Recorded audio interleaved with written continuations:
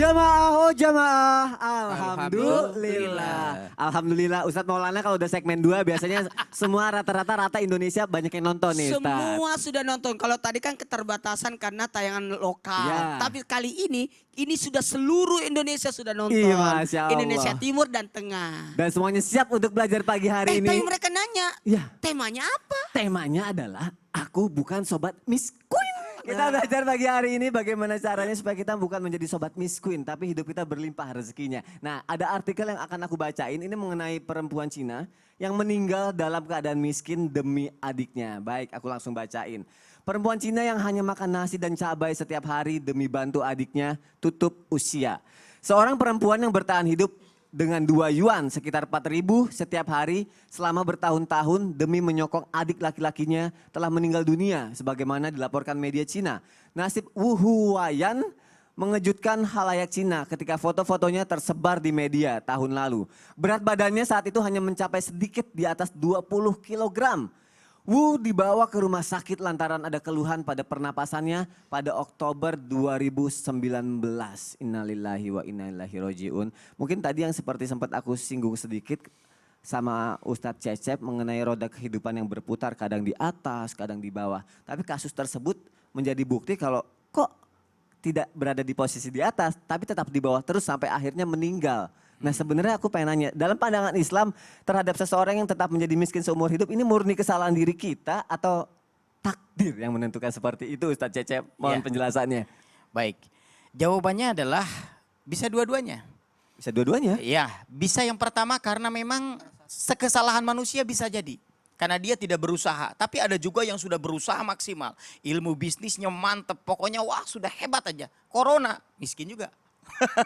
Jatuh bangkrut juga. Takdir Allah, ya bisa jadi. Jadi takdir ini sekali lagi ya, ada yang namanya takdir, ada yang namanya nasib. Takdir itu dalam istilah agama disebut dengan qada. Nasib itu dinamakan dengan qadar. Jadi qada itu sudah ditetapkan, sudah ditulis, semua itu sudah ditulis. Bahkan sampai kematian pun sudah ditulis. Nah orang jarang lupa dan seringkali lupa adalah bahwa Allah itu tidak menentukan satu tanggal. Wahadainahu najdain, tadi kan gitu. Karena gini loh, kalau Allah sudah tulis seseorang mati bunuh diri dan dia ke neraka, nggak adil dong. Nah, berarti ada tulisan yang baik juga dia mati tidak bunuh diri. Tapi dia lebih memilih jalan bunuh diri. Nah ini yang dihukumi. Begitupun dengan miskin. Dia sudah dicatat miskin ada, tapi dia pun sudah dicatat kaya. Maka pilihannya seperti saya tadi di terminal, mau masuk Jakarta apa mau masuk ke Cirebon? Itu saya tinggal pilih, saya masuk busnya Jakarta, saya ada di Jakarta takdir saya. Padahal takdir Cirebon sudah ada juga, tapi sudah tercoret karena saya lebih memilih jalan takdir Jakarta. Begitupun, jadi apakah kesalahan manusia? Bisa jadi. Tapi bisa jadi juga Allah maha berkenak untuk menguji. Menguji manusia bahwa dia itu orang yang betul-betul masih iman gak dalam ketakwaannya. Lihatlah Nabi Ayub kan, bagaimana dia diuji asalnya kaya menjadi miskin. Apakah imannya menjadi pudar? Ini penting sekali untuk kita belajar sama-sama. Makanya lihat, tadi pulpen bicara tentang tangan yang membimbing pensil. Kita harus memiliki mentor atau pembimbing. Ternyata pulpen pun ada yang namanya rautan. Wah. Rautan itu menyakiti pensil, tapi tujuannya menajamkan. Wah, Masya Allah. Abis ini tukang rautan juga laku nih. Baik, silakan Ustaz. Maksudnya gini, maksudnya adalah kenapa Allah kasih COVID? Sakit nggak? Sakit. Sakit. Tapi tujuannya menajamkan mata hati kita. Agar kita jadi rajin ibadah. Agar kita jadi ingat gimana kalau besok mati. Semua harta yang triliunnya itu nggak akan aku bawa. Ya. Ingat nggak? Waktu beberapa puluh tahun yang lalu orang yang paling kaya di Amerika. Dia membekukan dirinya sendiri. Dan rencananya 5 tahun ke belakang ini harus dibuka. Karena harusnya sudah berhasil dia panjang umur. Ternyata ketika dibuka apa? Dia sudah mati. Dia tidak bisa berumur panjang dengan alat dan percobaan yang begitu mahal pun. Tidak ada yang bisa menolak takdir Allah. Oleh karenanya, maka di situ perlu kita yang namanya rautan yang menajamkan. Jangan lupa, penghapus. Menghapus tulisan-tulisan yang salah. Wah baik, berarti abis ini penghapus laku lagi nih. Lagi Ustaz. Ya kan? Jadi setiap kesalahan kita tuh harus dihapus. Ya. Makanya kita kenapa ada yang orang seumur hidupnya miskin? Maaf, karena dia tidak pernah menghapus kesalahan-kesalahannya. Masya Allah. Apa sih kesalahannya? Malas. Ya betul. Betul nggak? Ya. Seandainya kita rajin seperti anak kita rajin sekolah dan Ya. kita rajin mengerjakan, ini yang paling penting nih. Ya. Kita ini sekarang seperti terdampar di sebuah pulau. Kartu kredit sudah tidak bisa kita pakai. Uang cash pun tidak bisa kita pakai. Ya. Maka kita harus punya kemampuan baru apa? Menyalakan api dengan kayu dan batu. Itu skill baru. Nah sekarang kalau ingin bertahan di tengah corona adalah kita harus punya skill baru. Kita harus bisa beradaptasi. Saya sekarang dengan itu jadi ya. tahu loh bedanya namanya terigu yang super terigu.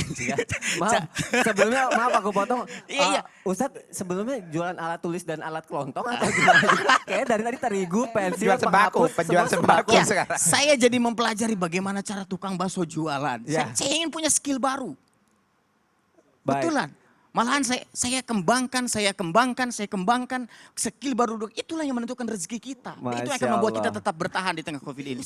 Di sini aku akhirnya belajar kalau misalnya jamaah yang ada di rumah, mungkin bukan salah kita kalau kita terlahir miskin, tapi menjadi salah kita kalau kita meninggal dalam keadaan miskin. Makanya tadi Ustadz Cecep bilang kita tetap harus berubah, beradaptasi, belajar menjadi lebih baik dalam segala kehidupan kita nantinya. Masya Allah. Kita lanjutkan lagi jamaah. Terima kasih Ustadz Cecep. Sekarang ada artikel lagi yang harus aku bacain. Karena iri janda beranak satu tega bunuh keponakan berusia 5 tahun.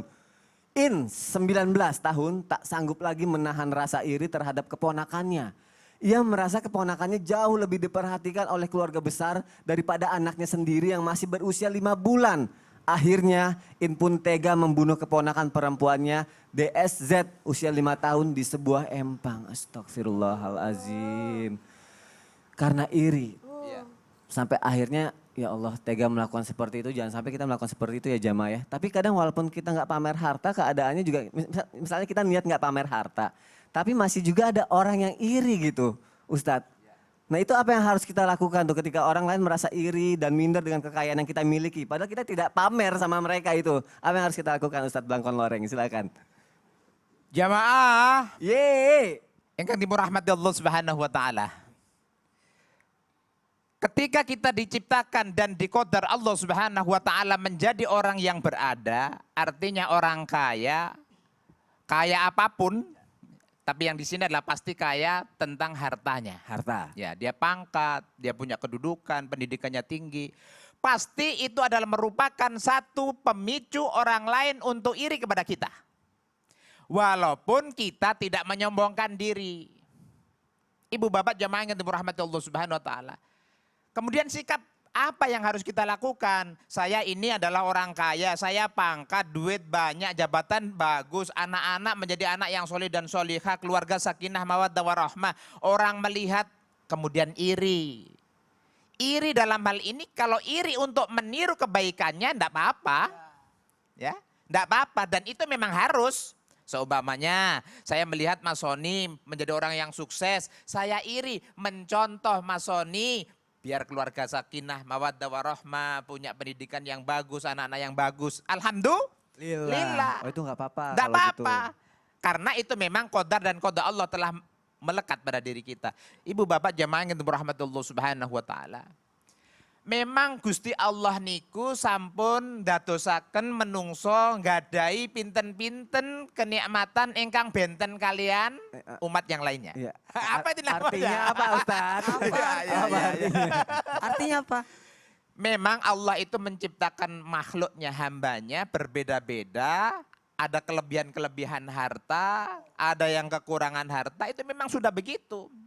Allah Subhanahu wa taala menyatakan bahwa inna rabbaka, sesungguhnya Allah Subhanahu wa taala yabsutur rizqa liman yasha wa yaqdir.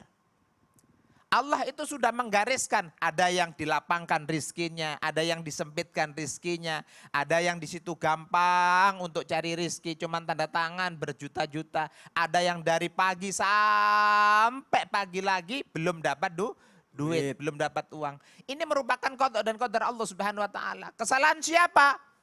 Itu tadi sudah dijelaskan oleh guru saya, Ustadz Cecep, bisa jadi memang kesalahan manusia, tapi boleh jadi itu memang kehendak Allah Subhanahu wa taala. Kenapa? Untuk menguji manusia, siapa sih yang nanti lulus di hadapan Allah Subhanahu wa taala? Ibu bapak hadirin yang dirahmati Allah Subhanahu wa taala. Memang sangat sensitif tentang kekayaan, tentang kemiskinan, tentang harta ini. Kok kayaknya Allah ndak adil sih, kita ini dijadikan orang miskin terus, orang yang susah terus. Tapi ada seorang waliullah karena atas kemiskinannya diangkat derajatnya oleh Allah Subhanahu wa taala, ditinggikan derajatnya oleh Allah Subhanahu wa taala. Belum tentu orang yang di dunianya kaya di hadapan Allah Subhanahu wa taala akan mulia. Tapi banyak pula orang yang kaya juga mulia di hadapan manusia, mulia di hadapan Allah Subhanahu wa taala. Terus kalau ada yang minder sama kita tuh kita harus ngapain ya? Apa bilang Oh, jangan minder kalau ada atau yang minder gimana? ke kita malah ini akan saya berikan sport. Oh malah kita kasih Oh support iya, ya? kalau kamu iri sama saya, kamu jangan cuman iri saja, tapi lihat proses untuk mencapai sebuah Oh, Masya Kan begitu. Allah. Kasih motivasi ya, iya, kasih orang itu kan motivasi. lihat cuman hasilnya, tidak tahu kita pernah digulung-gulung, digot-got, Wah. kan gitu. Malah kalau bisa kita bantu dengan lapangan pekerjaan juga ya. betul. Masya Allah. Baik, jazakallah khair Ustaz. Nah. Terima kasih. Jamaah, semakin menarik sekali pembahasan kita. Semoga dengan kita belajar pagi hari ini kita bukan menjadi sobat Miss Queen lagi ya, tapi insya Allah malah menjadi sobat yang kaya raya tapi bisa membantu banyak orang. Nah sekarang kalau dari tadi aku udah banyak nanya sama guru-guru kita. Sekarang aku mau ngasih kesempatan untuk jamaah yang ada di rumah untuk bertanya. Sekarang kita akan masuk ke segmen curhat online. Langsung saja. Sudah ada jamaah yang siap untuk curhat. Assalamualaikum warahmatullahi wabarakatuh. Waalaikumsalam warahmatullahi wabarakatuh. Masya Allah, silakan Bapak. Di sini ada guru-guru kita. Bapak, Baik. mohon izin Bapak boleh sedikit munduran sedikit Pak, biar kita Ya, bisa ngobrolnya lebih enak lagi dan mungkin jangan terlalu banyak gerak ya kali ya. Nah, Oh, iya. alhamdulillah, maaf ya Pak. Silakan ada guru-guru kita, insya Allah akan dicarikan solusi untuk setiap masalah Bapak. Silakan Pak. baik. Assalamualaikum warahmatullahi wabarakatuh, Pak Ustadz. Waalaikumsalam warahmatullahi wabarakatuh. Saya mau bertanya terkait warisan. 3 tahun yang lalu, bapak saya meninggal. Kebetulan ada rumah warisan yang ditinggali sama ibu saya. Nah, yang saya mau tanyakan, sampai saat ini rumah warisan itu belum kita bagi-bagi, dikarenakan ibu saya masih ada di situ. Sebenarnya sebelumnya ada niat mau dijual, tapi kemarin ibu saya niatnya mau tunggu sampai ibu gak ada, katanya gitu. Itu yang pertama. Yang kedua terkait dengan hibah. Kebetulan kita sudah dapat hibah dari bapak saya semua, sekeluarga anak-anaknya. Dan ada salah satu keluarga yang dari kakak saya mendapat hibah yang mungkin agak lebih besar. Akhirnya hibahnya itu dihitungkan juga dengan warisnya. Jadi dia untuk hak waris yang rumah yang kita mau bagikan ini udah nggak dapat lagi. Nah itu hukumnya gimana ya? Boleh apa enggak? Itu aja Pak Ustadz. Baik, terima kasih Bapak untuk pertanyaannya. Insya Allah untuk yang pertama akan dijawab sama Ustadz Cecep ya Ustadz. Silakan Baik. Ustadz. Jadi begini, dalam Al-Quran dijelaskan surah An-Nisa ayat 12, tidak harus menunggu keduanya meninggal dulu. Jadi perhitungan tetap harus dihitung, salah satu meninggal harus sudah diperhitungkan. Si fulan berapa warisannya. Kemudian masalah hibah, kalau seorang memberikan ketika dia masih hidup, otomatis dia akan menjadi milik seseorang. Misalkan si fulan ini adalah anak saya masih hidup dan saya bilang rumah ini untuk kamu. Nah tentu itu menjadi milik dia. Maka hibah itu akan berlaku ketika ada tercatat, tertulis, ada saksi. Nah, maka jangan bercampur lagi sehingga nanti akan menjadi tidak baik kalau sudah meninggal lalu ada lagi masalah-masalah yang tidak diinginkan. Untuk antisipasinya Ya, seperti itu ya Ustadz betul. ya. Baik Ustadz Maulana boleh sedikit ditambahkan? Maaf Pak, makasih banyak. Berapa bersaudara Pak? Ada 8 Ustadz. Ada 8. Gini, mohon izin selamatkanlah ibu kita dari bahaya kezaliman. Karena ketika orang tua dalam hal ini ibu atau bapak yang sudah meninggal salah satu diantaranya, terus masih ada harta itu tinggal, maka bisa jadi kezaliman yang terjadi. Mohon maaf, mungkin kita 8 orang masih akur. Halo? Ya, kita masih akur, tapi bagaimana nanti anak cucu-cucu kita? Nanti akan bertikai kalau masih Kok putus sih? Halo? Ya. Oh clear kok Pak, masih nyambung, masih nyambung. Masih Silakan, nyambung Ustadz. kok Pak. Ya, Halo? silakan Ustadz, masih nyambung. Halo, ya, assalamualaikum. Waalaikumsalam. Ada apa Pak? Ada 8 Pak Ustadz. Iya 8. Jadi gini, mohon izin. Saya tekankan kembali, selamatkanlah orang tua kita dari bentuk kezaliman. Jangan sampai salah satu dosa juga ketika seorang orang tua menahan hak anaknya. Nah, cuma pada posisi ini ada baiknya kalau memang mau membagi, ayo dibagi atur secepatnya. Sekali lagi, secepatnya. Karena kalau hukum waris itu ketika ada salah satu yang meninggal, arti waris adalah harta peninggalan orang yang sudah meninggal. Jadi miliknya bapak yang sudah meninggal, kemudian dibagikan haknya masing-masing. Kalau ibu seperberapa, anak seperberapa. Lalu dihitung sebaik-baiknya. Nah kalau memang ada yang lebih, maaf saya pinjam kata-kata ini. Kalau ada yang lebih mampu, tidak ada salahnya ada satu yang beli, kemudian aslinya nanti langsung dibagi. Jadi aman. Karena melihat dari sisi syariat, hukum dan adat. Saya rasa adatnya perasaan gak enak ya, masih ada ibu. Ya. Di mana ya ibu nanti tinggal atau ibu nggak mau ya. Tapi sudah diatur sedemikian rupa. Semuanya sudah ada aturan Sudah yang ada jelasnya ya aturannya. Ustadz, biar kita nggak salah juga ya Ustadz ya. Masya Allah. Makasih ya, Pak. Gimana Pak? Berarti seharusnya wajib sekarang juga harus Iya. diselesaikan. Betul, gitu ya? betul. Secepatnya, kalau warisan itu secepatnya Pak. Karena kapan telat akan terjadi kezaliman dan nanti akan bermasalah lebih panjang. Karena sudah ada ikut orang ketiga, keempat dan seterusnya. Nanti mungkin kita 8 ini masih akur-akur. Bagaimana dengan maaf menantunya, Iya. anaknya nanti cucunya. Akan seperti itu Pak. Iya. Iya. betul. Iya. Baik. Dan Iya. Apalagi baik, kalau baik. sudah ada lagi yang meninggal satu. Pasti berkata, oh ya meninggal nggak usah dapat warisan. Aduh. Kan seperti itu lagi Nauzubillah jadinya. min zalik. Ya. Baik, harapannya sih bisa tetap akur terus ya Akur Pak terus ya. ya. Amin, Karena iya amin. tujuannya Amin. adalah untuk silaturahmi itu kuat.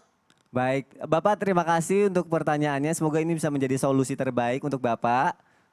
Amin, amin. Terima kasih juga Pak Ustadz. Ya, terima kasih Pak. Assalamualaikum warahmatullahi wabarakatuh.